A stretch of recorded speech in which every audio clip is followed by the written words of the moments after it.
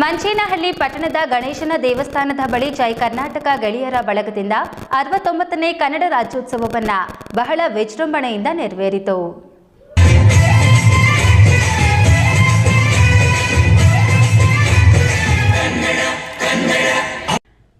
ಸಾಹಿತ್ಯ ಹಾಗೂ ಚುಟುಕು ಸಾಹಿತಿ ಪರಿಷತ್ತಿನ ಅಧ್ಯಕ್ಷ ಕಿರಣ್ ಕುಮಾರ್ ಎಚ್ಎನ್ ಮಾತನಾಡಿ, ಕನ್ನಡ ಅಸ್ಮಿತೆಯನ್ನ ಎತ್ತಿ ಹಿಡಿಯುವ ಕಾರ್ಯಕ್ರಮ ಇದಾಗಿದೆ. ಅದರಲ್ಲೂ ತೆಲುಗಿನ ಪ್ರಭಾವ ಇರುವ ಮಂಚೇನಹಳ್ಳಿಯಲ್ಲಿ ಜೈ ಕರ್ನಾಟಕ ಗೆಳೆಯರ ಬಳಗದಿಂದ ಕಾರ್ಯಕ್ರಮ ಮಾಡುತ್ತಿರುವುದು ನಿಜಕ್ಕೂ ಶ್ಲಾಘನೀಯ. ಅದೇ ರೀತಿ ಇತ್ತೀಚಿನ ದಿನಗಳಲ್ಲಿ ಕನ್ನಡ ಹಲವಾರು ಸವಾಲುಗಳನ್ನು ಎದುರಿಸುತ್ತಿದೆ. ಹಾಗಾಗಿ ಕನ್ನಡಿಗರು ಕನ್ನಡವನ್ನು ಉಳಿಸಿ ಬೆಳೆಸಲು ಶ್ರಮಿಸಬೇಕಾಗಿದೆ. ಅದೇ ರೀತಿ ಹೊರ ರಾಜ್ಯದಿಂದ ವ್ಯಾಪಾರಕ್ಕಾಗಿ ಬಂದಂತವರು ಮೊದಲು ಕನ್ನಡವನ್ನ ಕಲಿಯಬೇಕು ಎಂದರು. ಎತ್ತಿ ಹಿಡಿತಕ್ಕಂಥ ಅತ್ಯಂತ ಅತ್ಯುತ್ತಮ ಕಾರ್ಯಕ್ರಮ ಇದಾಗಿದೆ.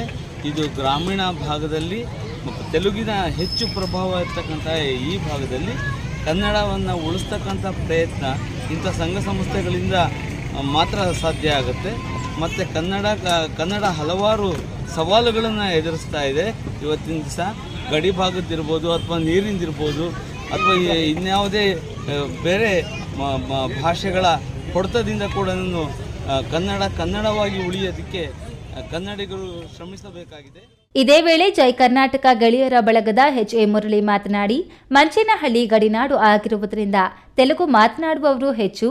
ಹಾಗಾಗಿ ನಾವು ನಮ್ಮ ಜೈ ಕರ್ನಾಟಕ ಗೆಳೆಯರ ಬಳಗದ ಎಲ್ಲ ಸದಸ್ಯರು ತೆಲುಗುವನ್ನು ತಡೆಗಟ್ಟುತ್ತಲೇ ಬಂದಿದ್ದೇವೆ.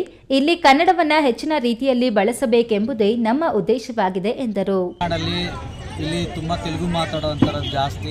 ನಾವು ಮೊದಲಿಂದನೂ ನಾವು ಇಲ್ಲಿ ತೆಲುಗು ಮಾತಾಡೋದನ್ನು ಆದಷ್ಟು ಅವಾಯ್ಡ್ ಮಾಡಬೇಕು ಮತ್ತು ಇಲ್ಲಿ ಬರೀ ಕನ್ನಡನೇ ಮಾತಾಡಬೇಕು ಅನ್ನೋದನ್ನು ಒಂದು ಮುಖ್ಯ ಉದ್ದೇಶ ಇಟ್ಕೊಂಡು ನಾವು ಮೊದಲಿಂದನೂ ಕನ್ನಡ ಅನ್ನೋದನ್ನೇ ನಾವು ಎಲ್ಲ ನಮ್ಮ ಜೈ ಕರ್ನಾಟಕ ಗೆಳೆಯರ ಸಂಘದ ಎಲ್ಲ ಕಾರ್ಯಕರ್ತರು ಎಲ್ಲ ಬದ್ಧರು ಎಲ್ಲ ನಾವು ಅಂದ್ಕೊಂಡು ಈ ಕಾರ್ಯಕ್ರಮದಲ್ಲಿ ತಾಲೂಕಿನ ಎಲ್ಲ ಶಾಲಾ ಕಾಲೇಜು ಮಕ್ಕಳ ಸಾಂಸ್ಕೃತಿಕ ಕಾರ್ಯಕ್ರಮ ಗಮನ ಸೆಳೆಯಿತು. ಅದೇ ರೀತಿ ಗಣ್ಯರಿಗೆ ಹಾಗೂ ಪತ್ರಕರ್ತರಾದ ಚೇತನ್, ಶಶಿಕಿರಣ್, ಪದ್ಮಾವತಮ್ಮ ಹಾಗೂ ನಾಸಿರ್ಗೆ ಜೈ ಕರ್ನಾಟಕ ಗೆಳೆಯರ ಬಳಗದಿಂದ ಸನ್ಮಾನಿಸಿ ಗೌರವಿಸಲಾಯಿತು. ಈ ಸಂದರ್ಭದಲ್ಲಿ ಕಸಾಪ ತಾಲೂಕು ಅಧ್ಯಕ್ಷೆ ಪ್ರಭಾ ನಾರಾಯಣಗೌಡ, ಪಿಎಸ್ಐ ಮೂರ್ತಿ, ಗ್ರಾಮ ಪಂಚಾಯಿತಿ ಅಧ್ಯಕ್ಷ ನರಸಿಂಹಮೂರ್ತಿ, ಮುಖಂಡರಾದ ಲಕ್ಷ್ಮೀನಾರಾಯಣ್, ಪ್ರಿಯಾಂಕಾ ಹಾಗೂ ಜೈ ಕರ್ನಾಟಕ ಗೆಳೆಯರ ಬಳಗದ ಎಲ್ಲ ಸದಸ್ಯರು ಹಾಗೂ ತಾಲೂಕಿನ ಎಲ್ಲ ಶಾಲಾ ಕಾಲೇಜು ಮಕ್ಕಳು ಮತ್ತು ಶಿಕ್ಷಕ ವೃಂದದವರು ಭಾಗಿಯಾಗಿದ್ದರು. Chetan PV, E news TV, Manchenahalli.